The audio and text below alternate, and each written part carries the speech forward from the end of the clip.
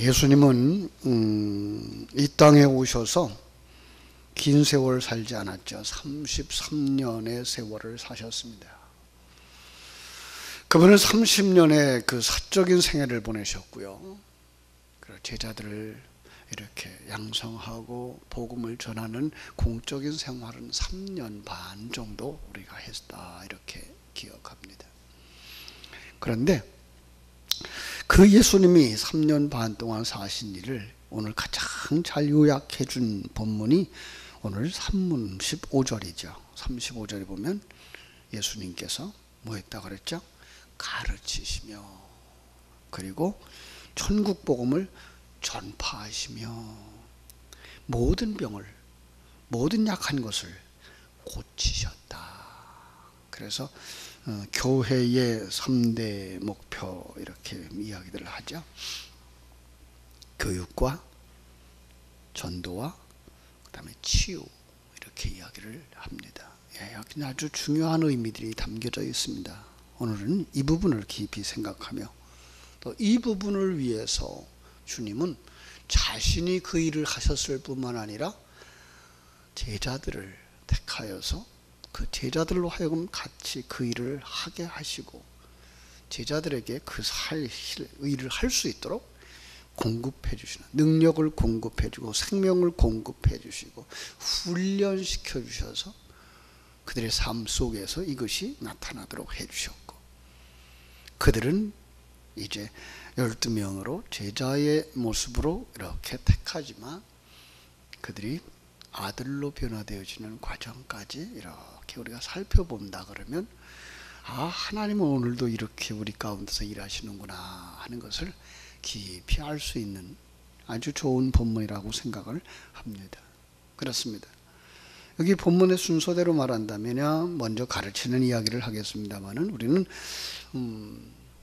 예수 앞에 나와야지 가르칠 수 있잖아요. 그죠? 그래서 복음 전하는 일을 먼저 하셨다라고 생각할 수 있습니다. 복음 전하는 거죠. 왜요? 믿음은 어디서 와요? 믿음은 들음에서 나기 때문에 그래요. 전하는 자가 없으면 들을 수가 없어요. 그죠? 보내시는 자가 없으면 전할 수도 없어요. 그러니까 하나님의 보내심을 받은 자, 이미 생명을 가진 자들이에요. 훈련된 자들이에요. 그리고 능력 있는 자예요. 이것은 우리 주님이셨고 먼저 믿는 자들의 모습이기도 한 거죠. 근데 먼저 믿는 자들이 뭘 가져야 되는 거예요? 그러면 생명의 복음을 가져야 되는 거예요. 예. 정말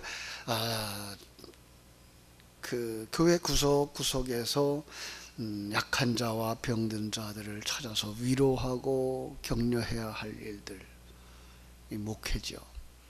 그 일을 돕기 위해서 교회 안에서는 우리 장로님들을 세우시고요. 또 여자분들은 권사님들을 세우시죠. 권사님들이 이제 연약한 자들을 돌아봐 줘야 되죠. 시험 든 자들 돌아봐야 돼요. 그러려면 뭐 해야 돼요? 먼저 가져야 돼요. 생명의 복음을 가져야 돼요. 진리를 가져야 돼요. 그러기 위해서 뭐 해야 돼요? 우리는 배워야 되는 거죠. 주님은 먼저 복음을 전파합니다. 회개하라. 천국이 가까워 왔느니라. 그러면서 천국이 무엇인지 쭉 가르쳐 주십니다. 전파하십니다. 오늘 우리 교회가 해야 될 일입니다. 가장 가까이에서. 이것은 교회의 사람 숫자를 늘리기 위해서 하는 것이 아니라 하나님의 생명이 전파되어지기를 원하는, 그래서 그 소식을 듣는 자들 속에 하나님의 사람이 일어난다고요. 이사야서를 보면은 우리 주님께서 그렇게 말씀하시죠. 이사야가 하나님과의 대화 속에서 하나님이 그렇게 말씀하셔요. 내가 누구를 보내며 누가 우리를 위하여 갈까? 그죠? 여기 우리는 삼위일체 하나님이시죠. 그죠? 하나님을 위해서 누가 갈까? 이사야가 거기서 내가 여기 있습니다. 나를 보내주십시오. 근데 가서 전하라 그러면서 듣기는 들어도 깨닫지 못하게 하고 보기는 보아도 깨달아 알지 못하게 하라 그래요. 무슨 뜻이에요? 왜 봤는데 왜 보내시면서 일이 되게 해야지. 전하는데 듣지 못하게 하고 보여주고도 보지 못하게 하고 깨닫지 못하게 하고. 무슨 뜻일까요? 네가 가서 아무리 전해도 그들은 보지 못할 거야. 깨닫지 못할 거야. 그런데 거기서 따르는 자가 나올 거야, 이 말이에요. 누가 했다는 얘기예요? 하나님이 했다는 얘기예요. 하나님의 생명은 사람이 전해서 그가 설득되어져서 그가 배워서 하나님의 사람으로 바뀌는 게 아니고요.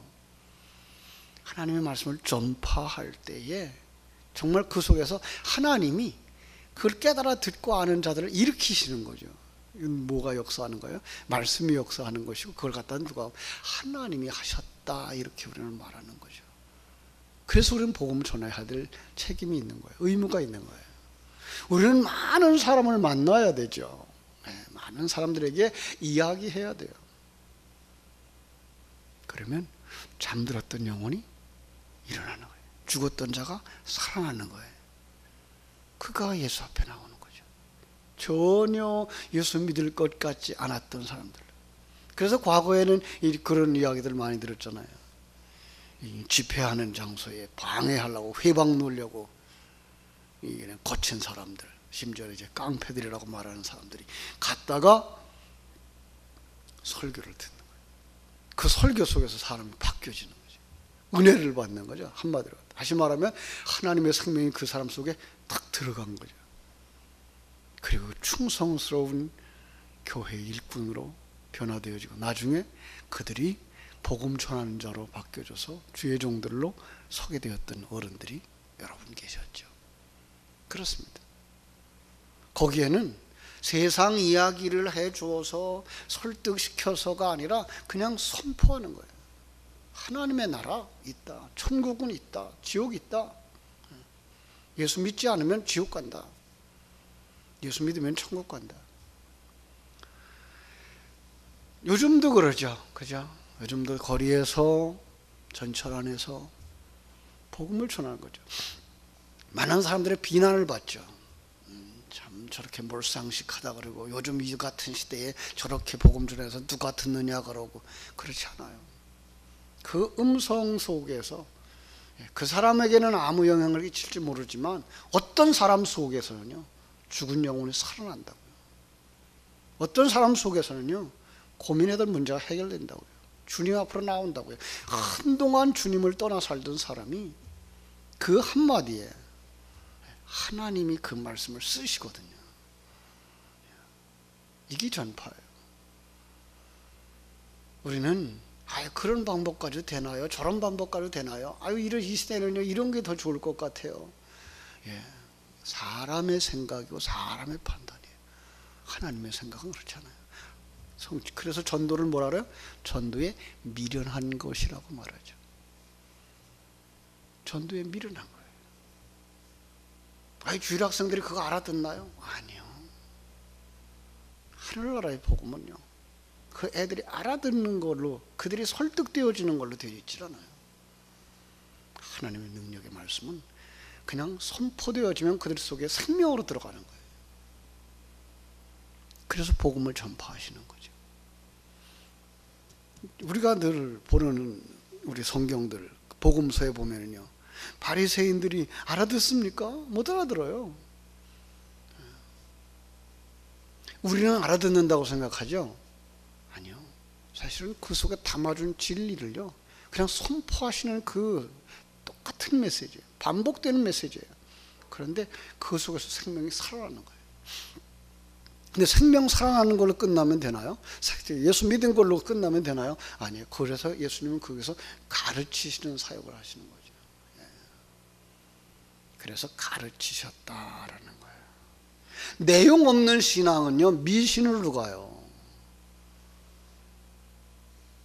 참, 오늘날 전통교회에서 직분을 가졌던 분들이 이단의 유혹에 넘어가고 끌려가고,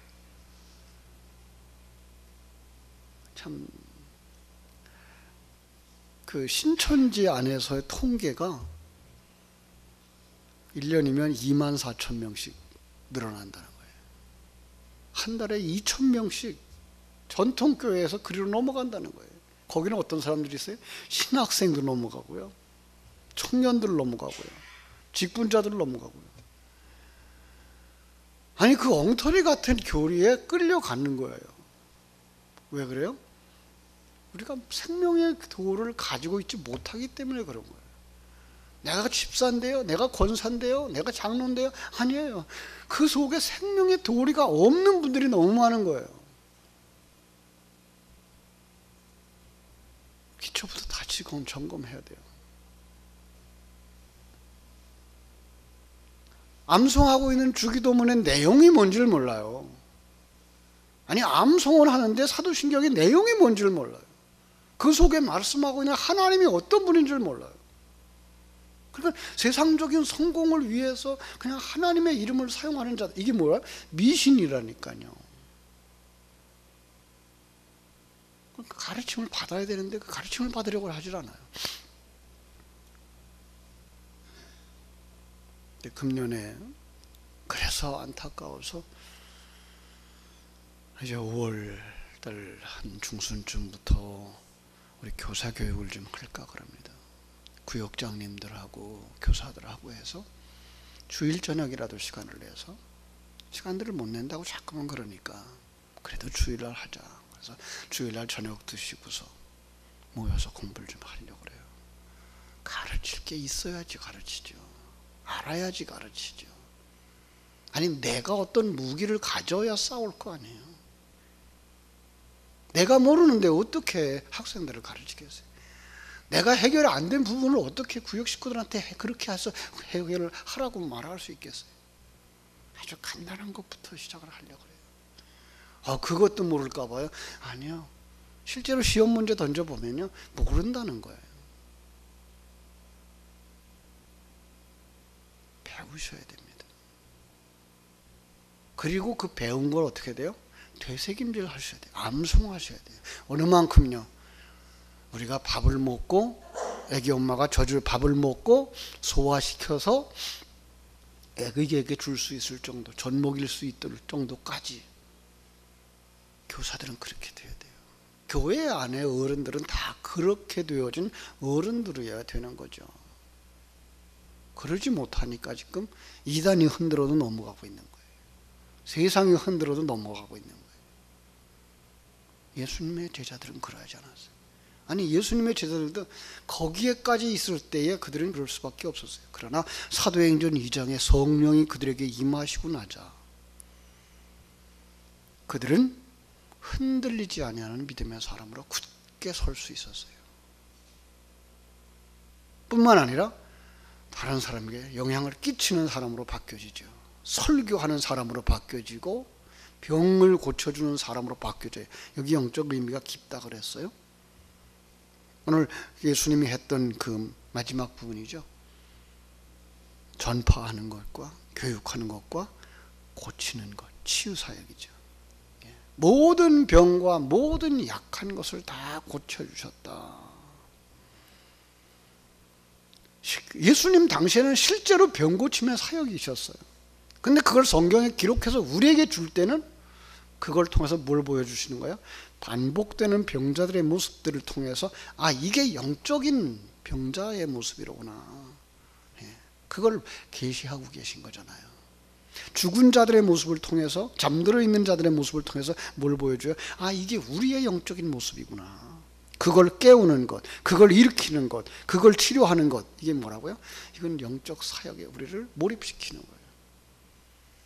마치 그들은 죽은 자였어. 그런데 거기서 살아난 거야. 아무것도 보지 못하는 소경이었어. 그런데 거기에 생명의 말씀이 들어가고 성령의 역사가 일어나자 그들이 보는 거야, 영적인 세계를.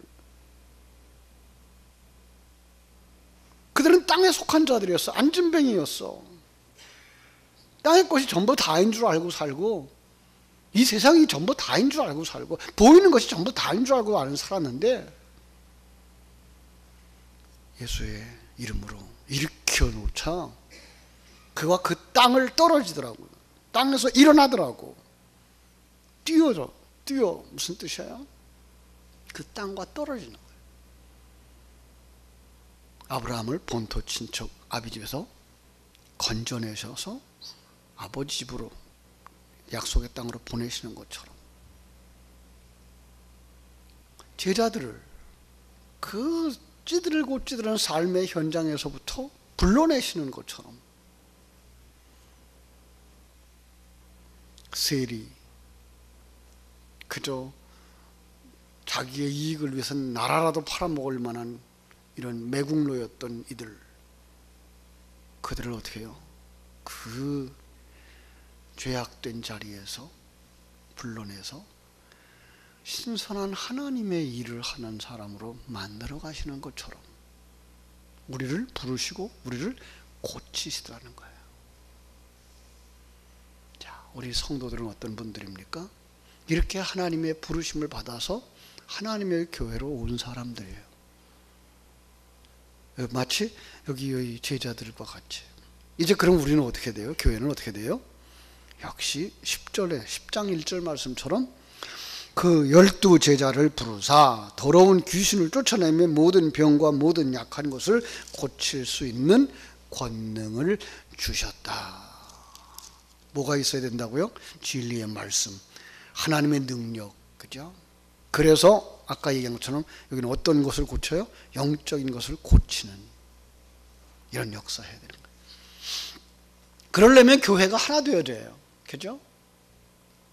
교회가 정말 힘있게 일하려고 그러면 교회는 하나 되어지는 것이 무엇보다도 중요한데, 그런데 제자들의 모습을 보니까 하나 될 수 있는 요소가 하나도 없어요. 너무나 정말 각각인 거예요.